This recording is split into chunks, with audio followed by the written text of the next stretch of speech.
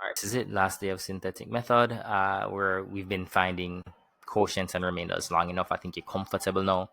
Our main job now is to just kind of finalize, understand how to identify when we can use our synthetic method straight away, and if we have a coefficient of that's greater than 1 for a term in x in the divisor, what do we need to do? And if we're good there, that means that no matter what the question is, we should be able to evaluate it. So the next step is going to be remainder and factor theorem, but for now, let's just get these 3 examples out of the way, how you be comfortable, and then we can move on to bigger and better things. So our first example, real quick, that question should read, if I can get it to right, as usual. It's always the case with these things. All right, so let me get you there. All right, we should be good. All right, so our first question reads 8x cubed plus 4x squared minus 3x plus 8, and that's being divided by 2x plus 1.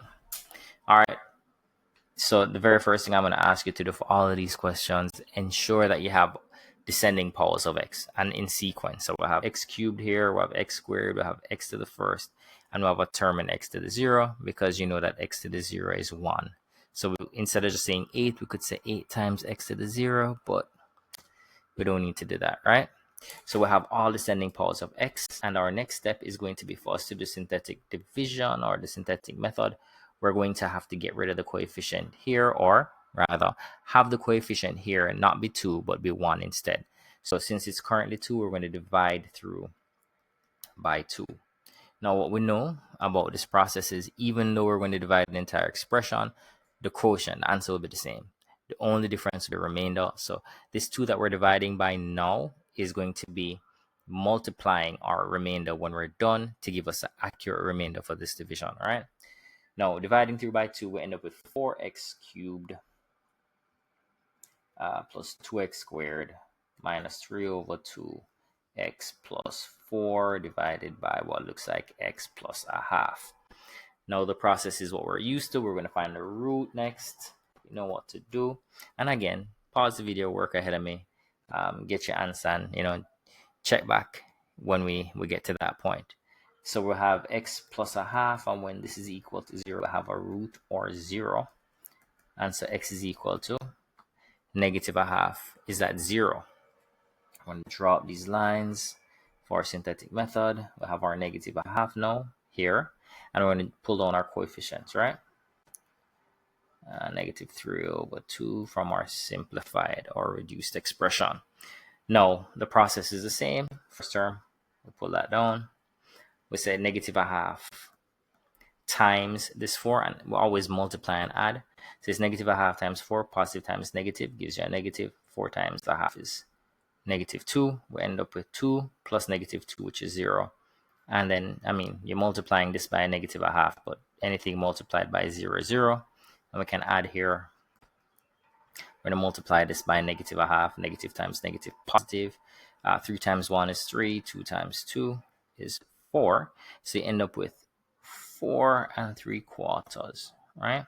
But that's not quite our remainder. Our remainder is going to be 4 4 is 16 and 3 19 over 4 times 2. That's our remainder. Now let's scroll up a bit if we can. All right, we'll leave this line here, right? So that means that our remainder, 2 divides 4 to give you 2. We end up with 19 over 2 is our remainder. But our terms that we had before, we had a term in x cubed divided by a term in x. So this is going to be a term in x squared. So we end up with 4x squared plus 0x minus this 3 over 2. And then we have our remainder, which is 19 over 2 divided by what we originally divided by. If we can scroll up. It's always fun when I do this, because it's going to take me some time to get this working properly. And we divided by 2x plus 1. So let me get back there, and let's see if I can actually write now. So we divided by 2x plus 1. And so our final answer is 4x squared minus 3 over 2. And you can leave it like this, or you can write this as 19. You can expand here and distribute this 2 across these two terms to give you 4x plus 2. All right, so that's the first example. Hopefully you got to the same place. Again, kind of ensure that you work ahead so that you're reinforcing what it is that you already know are the proper steps. All right, so let us look at 2 more examples really quickly. You should be comfortable by this point. Let me find another example for you. Here is one. All right, this is writing. Let's go. So we have 2x squared here plus 5x plus 3. We're dividing this by 2x plus 1. And the question is, what do we need to do? Well, you should automatically first check to see you have descending powers of x. And we have x squared, x to the first, x to the 0. Perfect. Next, we don't want to try to do this division where our coefficient here is 2. So we're going to divide through by, you guessed it, 2. And that leaves us with a new expression, which is x squared plus 5 over 2x plus 3 over 2 divided by 2x divided by 2, just x plus 1 divided by 2, which is a half. Now we're ready. What's our root?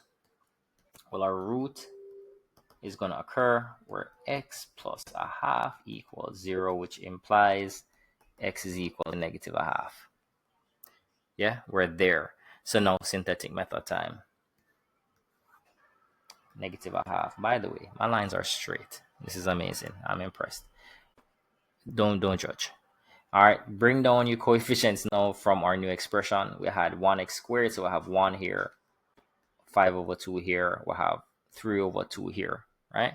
Process. We're bringing this 1 down. We're going to multiply by that negative a half, right? We get negative a half. Of course, since the denominators are the same, we can just add the numerator, right? 5 minus 1 is 4, and this is just going to be 2, right? Multiply by negative a half again. Positive times negative, negative 2 times a half should be 1, right? But 3 over 2 is 1/2. So 1.5 minus 1 should just leave us with a half, right? We're almost there, people. And I know you worked ahead of me and you already have your answer. So let me catch you up, right? Now, is this our remainder? No, we know that our remainder is going to be this half multiplied by, and since we divided by, I think we divided by 2 initially, we're going to multiply by 2 here, which means our remainder is just 1. That's it.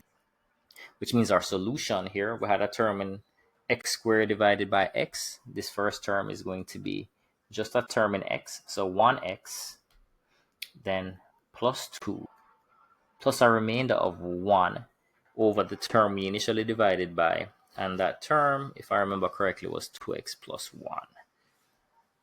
Right? So 2 out of 2, hopefully for you. And we have the last one in front of us. This is it for us doing expressly questions on synthetic division, right? If we can. And this thing becomes problematic right about here. All right, let me see if I can shift this over and just work in this space here. All right, let's work here.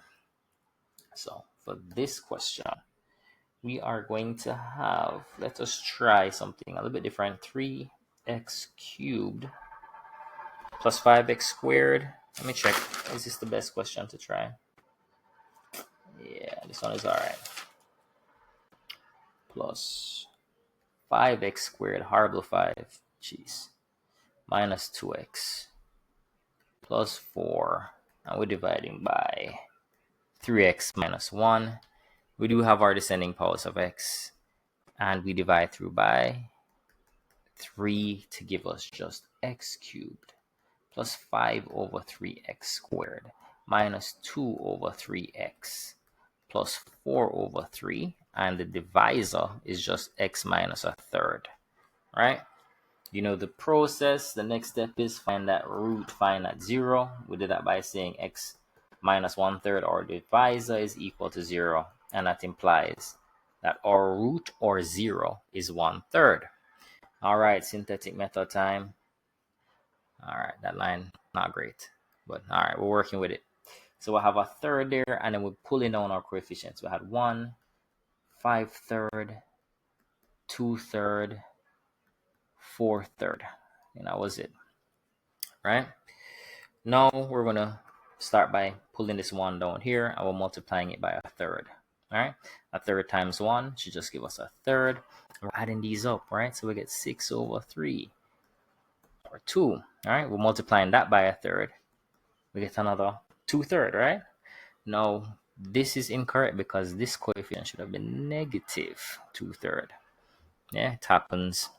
And with these kind of observations late in the game, if I had not recognized that this should have been a negative 2/3, it would have made the rest of my question wrong. The rest of the coefficient would have been wrong, and so would the remainder. So be very vigilant. It doesn't matter who you are and how long you're doing this. You have to be careful, because when you speed through things, you make mistakes, right? Won't be the first mistake or the last mistake, right? So when we add these two together, we get 0, which we love to see, because it doesn't matter what you multiply that by, you get 0. And so this becomes 4/3 there, right? We're almost there, people. Alrighty. All right, so this is enough space, I think. It would be great if it would show on my board, but it's not showing on my board, so I'm going to shift this over a bit to give me enough space to write that answer. So I'll separate here. Yeah, should be able to see it, right? So all that's left for me to do is to say, okay, what was my remainder? My remainder is going to be 4/3, times 3, and that's going to give me just 4, right? Which means that if my initial term was a term in x cubed divided by a term in x, that means that this one is really x squared, and then I'll have 2x, and then I don't have anything here because that's 0 for my constant, but my remainder is 4 over what we divided by, which is 3x minus 1. So that would be the final answer. This is what we're looking to see, and hopefully got the same thing. Hopefully you're comfortable with the process to this point. People, we're done with synthetic method and long division of polynomials. Our next topic is going to be remainder theorem, factor theorem, and answering those questions, given that we know how to divide. So in the next video, we're going to pick up with a lot of test questions, because again, what's important is that you understand how these questions can be asked, and look at what you need to consider when going through those questions. Again, don't forget to like and subscribe. It's what motivates me to get up and do these videos, and hopefully it helps you understand the topics that we're going through.